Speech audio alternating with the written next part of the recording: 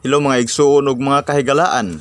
Kumusta kamong tanan ug karon aduna ako'y basahon sa pulong sa Ginoo nga mao ang Biblia. Diri sa Juan 17. Kinatibuk-an nga kapitulo. Ako kini nga pagabasahon og sunda sa inyong kinabuhi og sa inyong salabutan, no?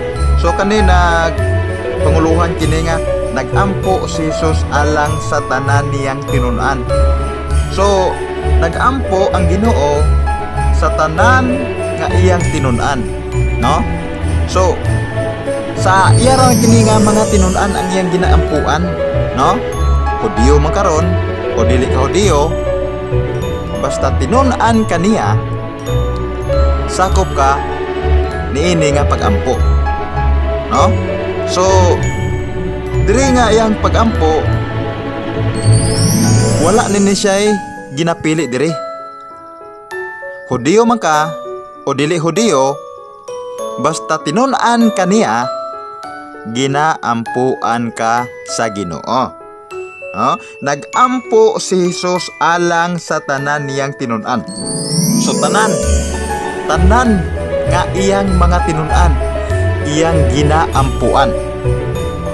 So, akong pagabasahon og sunda sa inyo nga salabutan. Juan 17. Human makasulti si Jesus niini, mihangat siya sa langit og miingon, Amahan, niabot na ang takna, ipadayag ang himaya sa imong anak, aron ipadayag sa anak ang imong himaya. Kay gihatagan mo siya katungod, ibabaw sa tanang tao, aron hatagan niya kinabuhing dayon ang tanan nga imong gitugyan kaniya. O kini mao ang kinabuhing dayon, nga ang mga tao muila kanimo nga mao ang bugtong matuod nga Dios ug kang Hesukristo nga imong gipadala. Gipadayag ko ang imong himaya dinhi sa kalibutan, gihuman ko ang imong gipabuhat kanako. Karon, Amahan, pasidunggi ako diya sa imong presensya, ginaagi sa dungog nga akong gihuptan uban kanimo, sa wala pa buhata ang kalibutan. Gipaila ko ikaw sa mga tao nga imong gihatag kanako gikan sa kalibutan. Imo sila o gitugyan mo sila kanako. Gituman nila ang imong pulong. Ug karon nahibalo sila nga ang tanan nga gihatag mo kanako nagikan kanimo. Gihatag ko kanila ang mensahe nga imong gitugyan kanako. O kini gidawat nila. Nasayod sila nga tinuod nga ako gikan kanimo, ug mituo sila nga ikaw ang nagpadala kanako. Nagampo ako alang kanila. Wala ako magampo alang sa kalibutan, kundili alang sa mga tao nga imong gitugyan kanako, kay imo man sila. Ang tanang tao nga ako imo, ug silang tanan nga imo ako, ug ang akong himaya gipadayag diha kanila. Ug karon muanha ako kanimo, dili na ako magdugay dinhi sa kalibutan apan sila magpabilin dinhi. Balaang Amahan, bantay sila diha sa gahom sa imong ngalan, ang ngalan nga imong gihatag kanako, aron sila mao sa ingon nga ikaw ug ako usa lamang. Samtang ako uban pa kanila, gibantayan ko sila pinaagi sa gahom sa imong ngalan, ang ngalan nga imong gihatag kanako. gibantayan ko sila ug walay usa kanila nga nawala gawas niadtong tawo nga gikatakda nga mawala gayod aron matuman ang kasulatan. O karon muanha ako kanimo o gisulti ko kining mga butang nga dinhi sa kalibutan aron malipay sila sa hingpit duyog kanako. Gihatag ko kanila ang imong pulong. Busa gikasilagan sila sa kalibutan kay dili man sila iya sa kalibutan.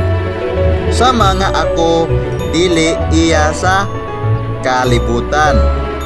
Wala ako maghangyo kanimo nga kuhaon mo sila gikan sa kalibutan. Kundili nga bantayan mo hinuon sila batok sa yawa. Sa mga ako dili iya sa kalibutan, dili usab sila iya sa kalibutan. Balaan na sila diha sa kamatuoran, ang imong pulong kamatuoran.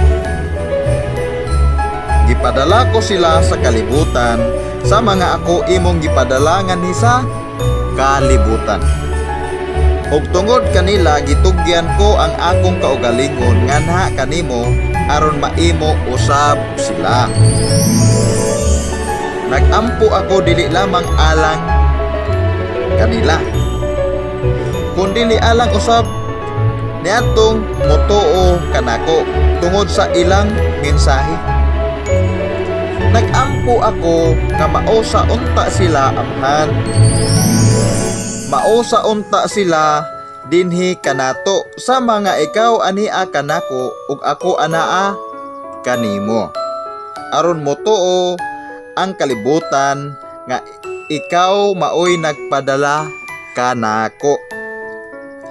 Yatagan ko sila sa samang himaya nga imong gihatag kanako. Aron sila mausa sa hingpit. Ingon nga ikaw ug ako usara. Ako anaa kanila ug ikaw ania kanako. Aron sila mausa ug sa ingon masayod ang kalibutan nga ikaw nagpadala kanako. Ug nga nahigugma kanila sa mga ikaw nahigugma kanako. Amahan, gihatag mo sila kanako ug buot ko nga bisan asa ako atwa usab sila aron makita sila sa akong himaya. Ang himaya nga imong gihatag kanako. Kay nahigugma ka man kanako bisan sa wala pa buhata ang kalibutan. Amahan nga matarong, ang kalibutan wala makaila kanimo. Apan ako nakaila kanimo. O kini sila nasayod nga ikaw ang nagpadala kanako. Gipaila ko ikaw kanila o kini akong padayonon pagbuhat aron mapatunan nila ang imong gugma alang kanako. Og magpuyo usab ako diha kanila. Mo kana ang kinatibuk-an nga bersikulo sa Juan 17. So kaning Juan 17 ang atong Ginoo nagampo sa tanan nga iyang mga tinun-an. Sa tanan ha. Unsa man kakaron nga pagkatao kay duha ka klase ang tao Hudiyo ug dili Hudiyo. So kung Hudiyo ka, kung ikaw tinun-an sa Ginoo, ginaampuan ka. Kung ikaw karon hintil ka o dili ka Hudiyo, kung ikaw tinun-an ka sa Ginoo, lakip ka sa pag-ampo sa Ginoo, no? So ang pag-ampo diri sa atong Ginoo ang iya ra gayud nga mga tinun-an, ha? Sa tanan nga iyang mga tinun-an iyang ginaampuan, no? Ginampuan niya nga ilikay kita sa mga daotan, no?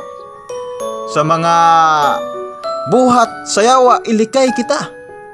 So ang Ginoo gayod maoy nagampo kanato nga hinaot nga ilikay ta sa tanan nga mga dautan.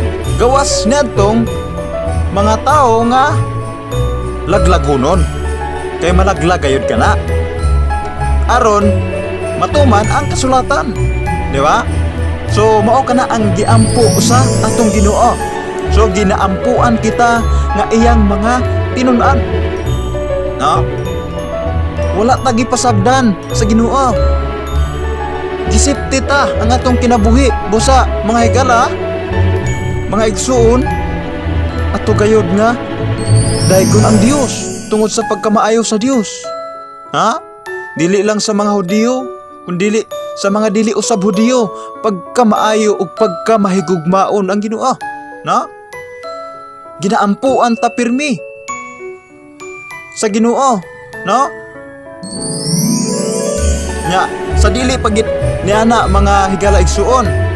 Kato pagayod nga kinasingkasing nga mingtuo sa bugtong anak nga mao si Ginoong Hesukristo, siya gayod may kasiguruhan. No? Ikaw karon tinuod o halin sa kasing-kasing nga imong gituohan si Ginoong Hesukristo sa imong kinabuhi higala igsuon, dan ikaw maluwas. Tungod kay sa imong pagtuo dili tawanon kundi sulod sa imong hunahuna ug sa imong kasing-kasing nga imong gituohan gayod nga si Ginoong Hesukristo gipadala sa Amahan aron sa pagluwas kanato. Ha? Nga katawhan nga sa diin kita mga katawhan kaniadto nangasalaag, nangawala, nangaligaw. Apan salamat kayo nga gipadadaan ta sa Dios sa iyang bugtong na anak nga mao si Ginoong Hesus. Iyang gipadala nga res kalibutan. Ha? Aron sa pagsipti sa pagluwas kanato nga iyang mga katawhan. Busa pasalamatan ta kanunay ang Dios, no? Daygo na to siya, simbaho na to siya, no? Kay gisipti ta sa Dios. Giatagan ta og manluluwas nga mao si Ginoong Hesukristo, ang bugtong anak sa Dios. No, ginaampuan ta nga ilikay ta sa tanang mga dautan. Ilikay ta sa mga sa diin mga kaalam nga gikan sa yawa. Ilikay ta ni ana. So ang Dios maoy nagpamuhat sa atong kinabuhi. Siya ang nagkupot sa atong kinabuhi. Unsa pa may atong kadlukan, unsa pa may atong kabalak-an kung ang Dios maoy mukupot sa atong kinabuhi. Busay gala igsuon, ayaw kahadlok. Padayon sa pagdaig sa Ginoo. Padayon sa pasalamat diya sa Ginoo. Gamay butang o dakong butang nga maabot kanato. Atong pasalamatan ang Ginoo. Tungod kay gihigugma kita sa Ginoo. Giampuan ta kanunay sa Ginoo. Nga ilikay ta sa tanang mga dautan. No? Ilikay ta sa mga plano sa mga yawa. Busa igala igsuon, gidapit ko ikaw. Nginaot unta nga kinasingkasing nga imong dawaton si Ginoong Hesukristo sa imong kinabuhi. Tagae og luna ang Ginoo nga maoy mobag-o sa imong kinabuhi. Hatagi og luna ang Dios nga sa diin siya ang maoy mo panglihok sa imo nga kinabuhi. Higala igsuon sampit ko ang tanan nga mga sa diin may malumok ka kasing-kasing nga duula ninyo si Ginoong Hesus. Kaya siya ra gyud ang tinuod nga manluluwas. Siya ang gipadala sa Amahan aron sa pagluwas kanato nga iyang mga katawan. Busa ayaw kaulaw nga muduol ka sa Ginoo. Kay nangingon ang Ginoo nga sa dili ra ni ana Amahan kundi katong ning tuo kanako usab mahimo nga iyang tinun-an. Katong pagtuo nga halin sa kasing-kasing ha, dili pa tuo-tuo lang. Dili nga ning tuo ka tungod kay nahadlo ka. Ning tuo ka tungod na kay mga unsa diha nga panghunahuna, kundi ning tuo ta halin gayud sa atong hunahuna sa atong kasing-kasing. Kanang kina suludan sa atong kasing-kasing nga pagtuo. No? Atong sa diin atong mangayo tagpasaylo, maghinulsulta sa atong mga binuhatan nga dili maayo kay tungod kay kitang mga tao dili ta perpekto. Aduna tayo mga sala, makasalanan kay ta. Apan dako kay nato pasalamat, dako kay nato og kalipay tungod kay gihatagan tag manluluwas sa atong Dios nga mao ang bugtong anak nga gipadala sa amahan. Busa mga higalaigsuon, ginaawhag ko kamo nga duulan ninyo ang Ginoo. Kanang pagduol nga gikan sa kasing-kasing, gikan sa kanang malipayon nga kasing-kasing, malipayon nga pagduol. Dili kanang mapugusta, dili nga kay ang pulong sa Dios dili kinadinahan, dili gigapos, di ba? Kundi kanang muduol ta nga malipayon ta, muduol ta nga kanang gikan sa atong kasing-kasing kanang naatay kalipay, naatay pagmaya. Mao na siya nga pagduol sa atong Ginoo. Ha? So, higalaigsuon, ayaw kahadlok, ayaw kabalaka sa tanang maabot sa atong kinabuhi tungod kay gikuptan o ginaampuan kita sa Ginoo. Unta hinaot nga naapumoy gamay nga nasabtan sa pulong nga ato karon nga gipaambit, labi na sa pagampo sa atong Ginoong Jesucristo, no? Diya nato mabati nga ginahigugma di ay ta. Bisan pag unsa ang atong mga sala, bisan pag unsa ka hugaw ka nato,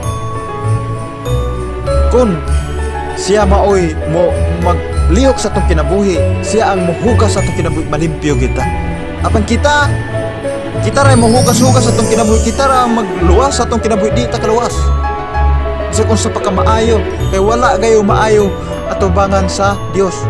Gas kun ang Dios maoy mohikap, maoy mo limpyo sa atong kasing-kasing sa atong kinabuhi, malimpyo gayud kita.